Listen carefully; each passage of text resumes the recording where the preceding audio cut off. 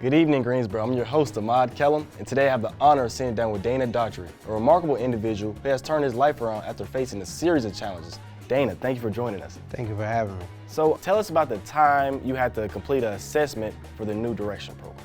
Any funny stories with that? Yeah, the assessment is to actually get you qualified for the New Direction program. Okay. And past experience of me being in and out of prison, I would always falsify my information on there because I didn't want to go. Yeah. Because I already knew when I got out of prison, I was going back getting high. But this time, the last time, I was tired of the way I was living. So I answered everything truthfully.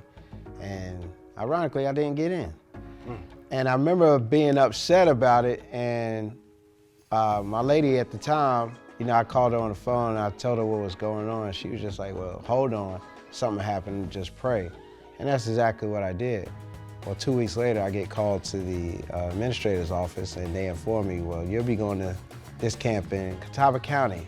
Oh, okay. And they have a New Direction program. And I was like thrilled. I was like, all right, bet. Because I got tired of the way I was living, I didn't want to go back out to that same way of life. I wanted the new way of life. So for me to get that new way of life, I had to be honest with myself and say, yeah, I did have a problem. Because the whole time, I'm in denial that I had a drug problem. Somebody who smells so bad that dope dealers used to pay to take a shower is still in denial they don't have a drug problem. And then finally, just tired of being sick and tired, and just wanted something different. Let's fast forward to 2014, your release. In 2015, you wanted to land a job, and you got a job. Where did you get the job in 2015? Well, how that happened, August 4, 2014, I was released to my parole officer. And the first thing I told her was, you're not gonna have a problem out of me. And she looked me up and down, I was like, we'll see. And she gave me an appointment that following Monday, because I got out on a Friday, I believe. And she was like, be there at 9:30. Well, I was there at 8:30. Because my track record was, catch me if you can.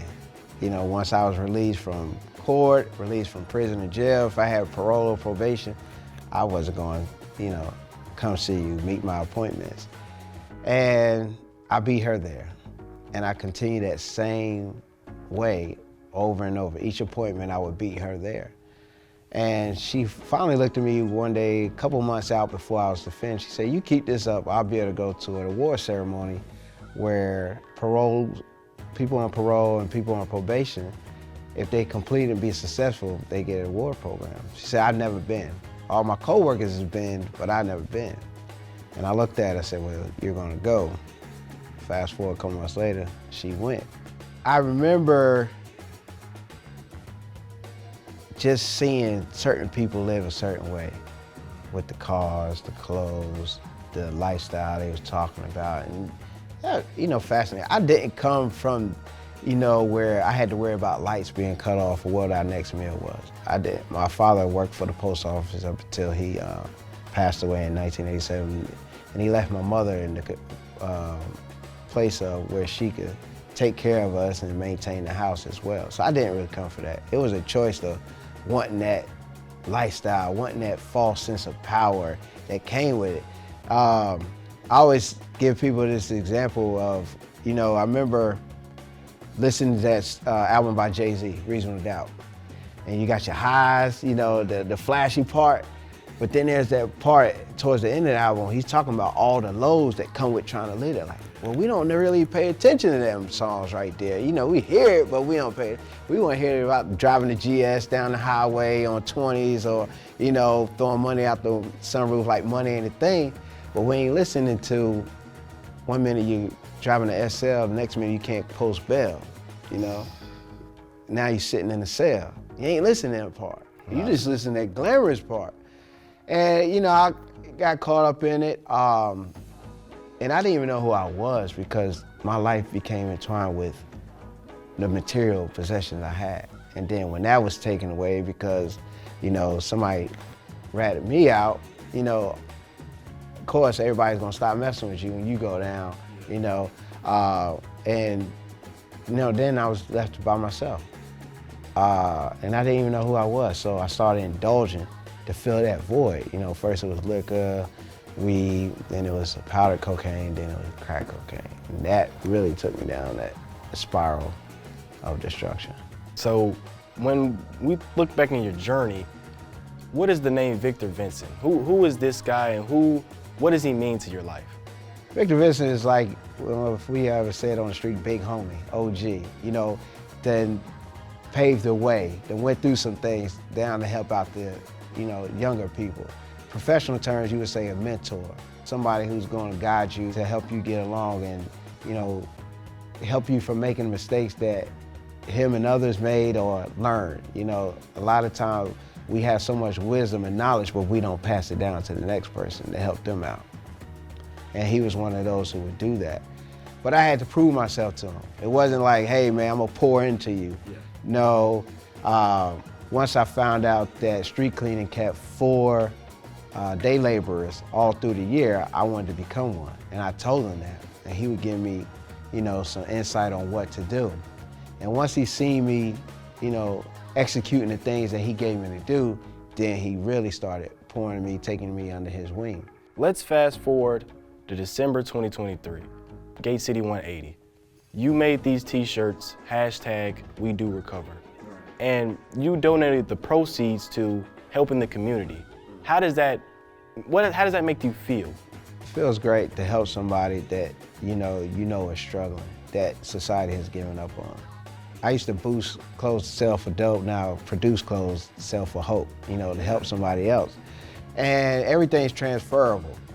So when we started this, we started t-shirts in 2018 because I was helping a friend 2 years prior before that. He was selling t-shirts, #IronHope, and he would take the proceeds and help people, you know, who are facing the hardship.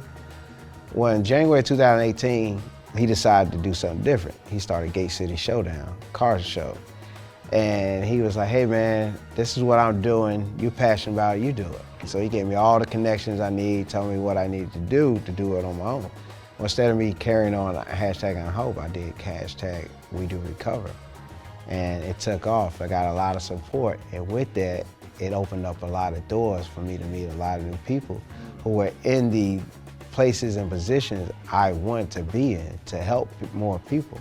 And then August 4th, 2021, wow, 7 years after I got in prison, you know, we became an official nonprofit. And we've continued to grow since then. We've started off with handing out, you know, everyday essentials such as backpacks of hygiene products, sleeping bags, shoes, uniforms, bus passes, you know, haircuts. What may seem insignificant to some who get it every day is a miracle to somebody else. Imagine if you're coming off the street and you got an interview and you need a haircut, and you're able to reach out to somebody. It's like, hey, I need a haircut, and we know we had the connections to take that person or get that person their haircut. That way they can have more confidence in themselves. A lot of things I learned down the street, I do now. You know, I was the middleman. I would connect you. If I knew you had this and I knew who had the money and they wanted this, then I'm the middleman, I'm gonna connect y'all. Now I'm doing that, but just connecting people with the resource they need to improve their life. Instead of, you know, destroying lives, I'm actually helping, being constructive with helping people build up their lives. That's amazing, that's amazing. So let's look back when you got that full-time job. You know, it was still unbelievable that I was even working for the city. You know, you look talking to somebody who was classified as a level 5 habitual felon. Now working for the same city that used to pay to lock them up, you know. With this position, I was actually able to, because I have an office in the police department. Oh, wow. And I remember kept looking at the office, I was like, he looked familiar. And I was like, oh yeah, I remember where he's from. I gave him a fake name one time, and he had to do a whole bunch of paperwork. When you were in prison, what was that moment like when you actually knew, okay, I'm here. I'm here, I don't know what I'm gonna do, but I'm here. I knew I could do different once I didn't do this. After sitting in jail so long, if you smoking cigarettes and you sit in jail, you can't get cigarettes. I mean, you probably can, but it ain't gonna be accessible. In prison, a lot of people who know they're gonna have time can't wait because they're gonna smoke. And you really ain't supposed to smoke in prison. And I made my mind up that I would not pick up cigarettes. I would not smoke again. Because if I'm not supposed to do it in there, then I'm practicing the same behaviors if I'm out here getting high running in and out of these stores. And once I seen I didn't pick that up, then I knew I had an opportunity to better my life because I was really changing. You know, not just saying I'm gonna change if he's saying I'm change, but actually putting the action, you know, of changing. Could you give some wise words to a younger woman or a younger man that's, you know, battling the same battle that you fought and you won? Could you give some advice for that? Everything don't happen overnight. A lot of people want things the fast way, so they do things to get their things fast way, and a lot of times it's not good. Take your time, live life, breathe. You know, what you ingesting every day, whether you reading, listening, eating, you know, you're putting that into you, and that's what's gonna come out of you. So I just say, just take your time. Learn to listen, learn to take suggestions. It's nothing wrong with going to work. You know, I had an uncle that, up until he passed, owned 11 McDonald's franchises. Wow. And you know what? He started off mopping the floor, making fries. He started off from the bottom. There's nothing wrong with that, but everybody wants it now. You know, I say, seek some type of higher education. It may not be college, may not, you know, you may want to learn a trade. Go after it. There's plenty of classes you can take online. Give yourself an opportunity. Like what I did a few years ago, I think it was 2018, after a couple of friends and I had a conversation, he was like, man, you need to get your peer support certification because you can help a lot of people. At the same time, I'm trying to move up with the city. Yeah. So I was like, all right, I get it, but I don't know about career. Well, look at what happened now. Now I'm using that peer support certification for my career because I took the time to invest in myself. Me using my platform to inspire other people to maybe give people a second chance is all the more worth putting in the work. Going through the struggles that I went through, because it wasn't all, you know, smooth roads getting hired. You know, I made it all the way to the last round as a day laborer, and then I was cut.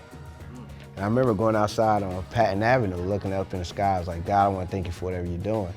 And by the time I got home, the person they chose over me called me and said, hey, I'm not taking that position because I got hired at Kickback Jacks full time. So that was another opportunity for me to keep going and just prove to me that it ain't what man says, it's what your higher power says. If something is for you, it's gonna be there for you. You might have to wait on it, you might have to cry about it.